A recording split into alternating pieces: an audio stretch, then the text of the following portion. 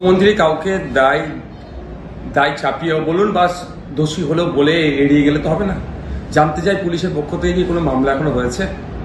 Cycle নিয়ে মিছিল করে কলকাতায় আসলে সুমোটো করে তাদের বিরুদ্ধে মামলা হয়ে যাচ্ছে। আমার চাকরি চুরি হয়েছে, আমি প্রতিবাদ করতে কলকাতায় আসলে আমাকে স্টেশন থেকে তুলে নেওয়া হচ্ছে। আমি কিছু মানে জোরে একটু আমি অকাফ কেড়ে নিচ্ছে আমার, আমি একটা অবস্থান বিক্ষোভ করতে যাচ্ছি, সেখানে আমাকে তুলে জেলের মধ্যে রেখে দিচ্ছে। উকিলরা লড়াই করে 24 ঘন্টার পরে ছাড়ানোর চেষ্টা হচ্ছে। তাহলে এত বড় দুর্ঘটনা ঘটে গেল, এখনো পর্যন্ত পুলিশ মন্ত্রীর পক্ষ থেকে কি পুলিশে আইনি ব্যবস্থা আছে সেটা মুখ্যমন্ত্রী জানাক।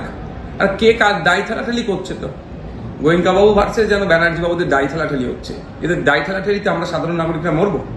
কলকাতায় আমার অফিস, কলকাতায় আমি বড় হয়েছি, আমি এখানে আলিয়া বিশ্ববিদ্যালয় থেকে মাস্টার্স করছি। এখান থেকে কলকাতার থেকে আমি ভলিবল ফেডারেশনে আমি আমার ভলিবল খেলাধুলা এখানে আমার কলকাতার মানুষ গত 2 দিন ধরে যেভাবে সমস্যার সম্মুখীন হতে চলেছে, এটা থেকে তো পরিত্রাণ পেতে হবে। শুধুমাত্র দায় ধারাধারি করলে হবে না। তো আমি দেখতে পেলাম কি বেশ কিছু জায়গায় গ্যাপ আছে, যে ইলেকট্রিক শক লেগে যারা মারা গিয়েছে এই দায়ভার তো নিতে হবে সরকারকে, প্রশাসনকে, এড়িয়ে যেতে পারে না।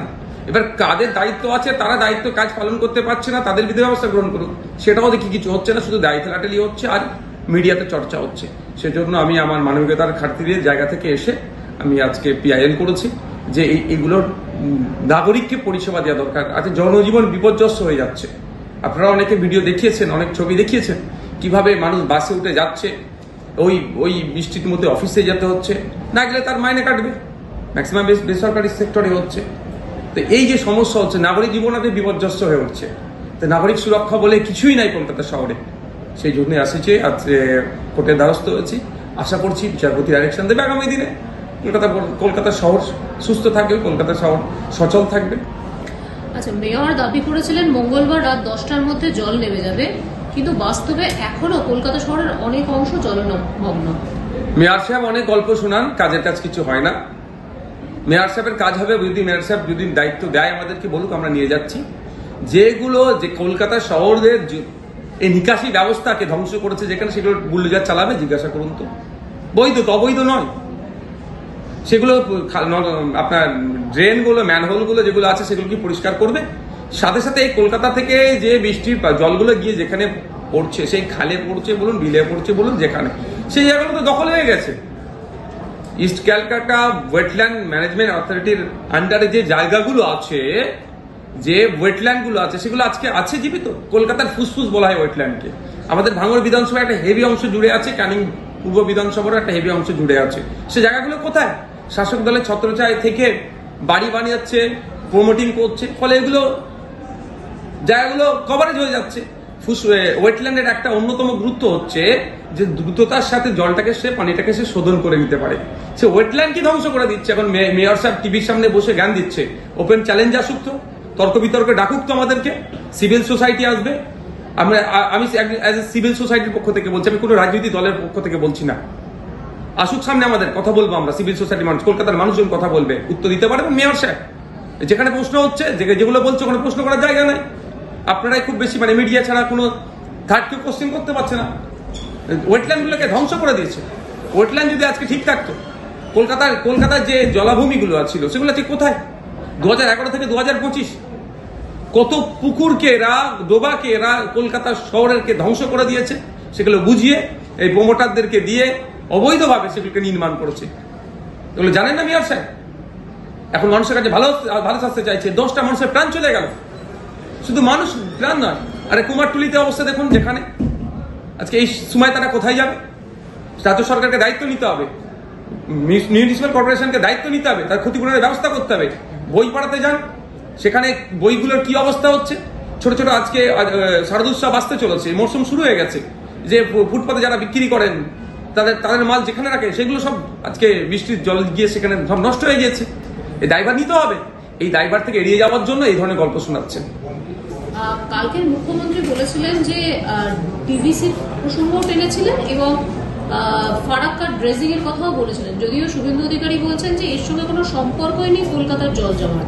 আদিগঙ্গা কে বোঝানো? দেখুন, আমি নদী নালা বা এটা নিয়ে পড়াশোনা করে এক্সপার্ট হয়নি, তারপরেও আমি বলবো যে কিছু কিছু আমাদের যারা বিশেষজ্ঞ আছে তাদের সাথে কথা বলে দেখেছি যদি ডিবিসি অপরিকল্পিতভাবে মনে হয় ব্যারেজ থেকে বা আপনার ব্যারেজ থেকে যদি বৃষ্টির জল বলুন বা ওই বিভিন্ন রাজ্যের পানি এসে ছেড়ে দিয়েছে, যদি এই ধরনের কোনো অভিযোগ আসে তার বিরুদ্ধে ব্যবস্থা গ্রহণ করছেন না কেন? একটা সময় শুনেছিলাম ম্যানমেড, তো ম্যানমেডকে ধ্বংস করতে হবে। তো সবসময় বললে হবে যে ওরা জল ছেড়ে দিচ্ছে, ওরা পানি ছেড়ে দিচ্ছে আর আমাদের এখানে ডুবে যাচ্ছে, এটা কতদিন চলবে? এই অসহায়দের মতো কথা কেন? আমি আমার কথা বলছি, অসহায়দের মতো কতদিন বাস শুনবে কথা? আর কিছু হলে 34 বছরের দায় চাপিয়ে এড়িয়ে যাওয়া হচ্ছে। 14 বছর উনি শাসন কার্য বাংলায় চালাচ্ছেন, 14 বছরে কি পরিবর্তন করেছে সেটাও জানতে চাইছি। যদি বারবার ডিবিসি এই পঞ্চায়েত থেকে যদি এই ধরনের এসে আমাদের এখানে প্লাবিত হয়, আমাদের এখানে ক্ষতিগ্রস্ত হয়, আমরা এর বিরুদ্ধে কি ব্যবস্থা গ্রহণ করেছে? সংবিধানের 131 ক্লজ দিয়ে, সেকশন দিয়ে, আপনার আর্টিকেল দিয়ে সুপ্রিম কোর্টে মামলা করছেন না কেন? ডিবিসির বিরুদ্ধে কি একটা মামলা হয়েছে? বারবার শুনছি আমরা ডিবিসি না বলে পানি ছেড়ে দিচ্ছে। তো ডিবিসিতে আমাদের যে অফিসারগুলো নিয়োগ করা আছে তাদের ভূমিকা কি? যদি আমাদের না বলে ছাড়ে তাদের বিরুদ্ধে মামলা হচ্ছে না কেন? আমরা সাফার করছি। আর বাস্তবিক অর্থে বলছি, আদিগঙ্গা থেকে শুরু করে আপনার আমাদের যে ভাঙড়ের উপর দিয়ে যে খালগুলো বয়ে গেছে তার দুরবস্থা, এবং যে ওয়েটল্যান্ড আছে, এরা ওয়েটল্যান্ডে কথা বলে শুনবেন। আমি তো এদেরকে মনে করি যারা এই ওয়েটল্যান্ড বোঝাচ্ছে তাদেরকে তো ধরে সর্বোচ্চ সাজা দিয়ে জেলের মধ্যে রাখা দরকার। কলকাতার ফুসফুস বলা হয় ওয়েটল্যান্ডকে, সে ওয়েটল্যান্ড এই শওকত মোল্লা সাহেবদের নেতৃত্বে ভাঙড়ের একটা অংশ এবং ক্যানিং এর একটা অংশকে এরা বুঝিয়ে রাস্তার বাড়ি বানাচ্ছে। এই নিয়ে কলকাতা হাইকোর্টে মামলা হয়েছে। আর আমি আপনাদের বলে যাই, আমিও আগামী দিনে মামলা করতে আসছি কলকাতা হাইকোর্টে। আমি আসবো, আমি ভাঙড়ের তখন আসবো ভাঙড়ের বিধায়ক হিসাবে মামলা করতে। আজকে আমি এসেছি আমি একজন নাগরিক হিসাবে। কলকাতা থেকে আমি বড় হয়েছি, কলকাতায় আমার এখানে আমার স্পোর্টস গ্রাউন্ড, এখানে আমি খেলাধুলা করেছি, এখানে আমি পড়াশোনা করেছি। কলকাতার মানুষের দুর্দশার কথা ভেবে আমি একজন মানুষ হিসাবে মামলা করতে আজকে এসেছি। আর আগামী দিনে আমি আসবো মামলা করতে, এখানেই আসবো একজন ভাঙড়ের বিধায়ক হিসাবে। আমাদের বিধানসভায় ওয়েটল্যান্ড গুলোকে এটা ধ্বংস করে দিচ্ছে, বুঝিয়ে সর্বনাশ করছে। গতকাল যখন এরকম প্রাকৃতিক দুর্যোগ অনেক মানুষকে বাধ্য হয়েছিলেন বেরোতে তারা, কিন্তু কোনো সরকারি বাস ছিল না, প্রাণ বাঁচানো শেষ পর্যন্ত বেসরকারি বাস এবং মেট্রো। 34 বছরের গল্প শুনিয়ে সবসময় এড়িয়ে যাওয়ার চেষ্টা হচ্ছে। এই 34 বছরের গল্প শুনিয়েছে, কিন্তু 14 বছর ধরে শিক্ষা, স্বাস্থ্য, গণপরিবহনের মতো গুরুত্বপূর্ণ বিষয়গুলোকে পুরো ধ্বংস করে দিয়েছে। আজকে সরকারি বাস কোথায়? গতকালকে তো বিশেষ করে বেশি বাস নামানো দরকার ছিল, তার পরিবর্তে বাস দেখা পাচ্ছিল না। ফলে আমরা দেখেছি, আপনারাই অনেকে দেখিয়েছেন ভিডিও, তার মাধ্যমে আমরা জানতে পেরেছি যে আপনার বাসে অত্যাধিক ভিড়। একটি বাস দাঁড়িয়ে আছে, তার পাশ দিয়ে যেতে যাচ্ছিল, বাসের দরজার কাছে ঝুলছিল, প্রাণহানির সংখ্যা ছিল। ভাগ্যক্রমে প্রাণে বেঁচেছে। সরকারের এই ব্যর্থতাগুলোকে নিয়ে চর্চা হচ্ছে না। যখন এই কথা হচ্ছে সেই 34 বছরের গল্প শোনাচ্ছে। এগুলো বন্ধ করা দরকার, এইগুলো থেকে নিস্তার পাওয়া দরকার। কিন্তু কে? এটা সরকার চলছে না, এটা সার্কাস চলছে। খেলা মেলা করে হাজার হাজার কোটি টাকা ধুলিস্যাৎ করছে। কিন্তু সরকারি বাস যদি বেশি বেশি করে নামায়, রাজস্ব আসবে, মানুষের সুবিধা হবে, সেটা এটা করছে না। আর একটা কথা, শুধু প্রাকৃতিক দুর্যোগ আমি বিশ্বাস করবো না এর কথায়। প্রাকৃতিক দুর্যোগের সাথে সাথে সরকারের দুর্যোগ করেছে, সরকারেরও ব্যর্থতা আছে।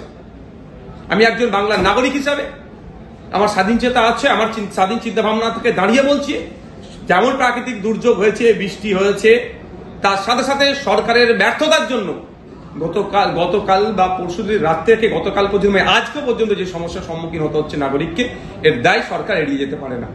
আর একটা লাস্ট প্রশ্ন করবো, ফের পুলিশকে মারধর করা হয়েছে সিউড়িতে, মারা হলো ঘুষি দিয়ে, জামা ছিঁড়ে দেওয়া হয়েছে, মারধরের অভিযোগ টোটো চালকের বিরুদ্ধে। না, আমি পুলিশের উপর আক্রমণের আমি কোনোদিনই এটাকে আমি অ্যাকসেপ্ট করতে পারি না, এর আমি বিরোধিতা করব। তবে আমার একটা প্রশ্ন থেকে যাচ্ছে, এই মানুষ আইন আজকে হাতে তুলে নিচ্ছে কেন? পুলিশে যে সম্মান দিচ্ছে না কেন? তাহলে পুলিশ অংশের যারা আছে, পুলিশের মধ্যে যারা আছেন তাদেরকে বলবো একটু ভাববেন।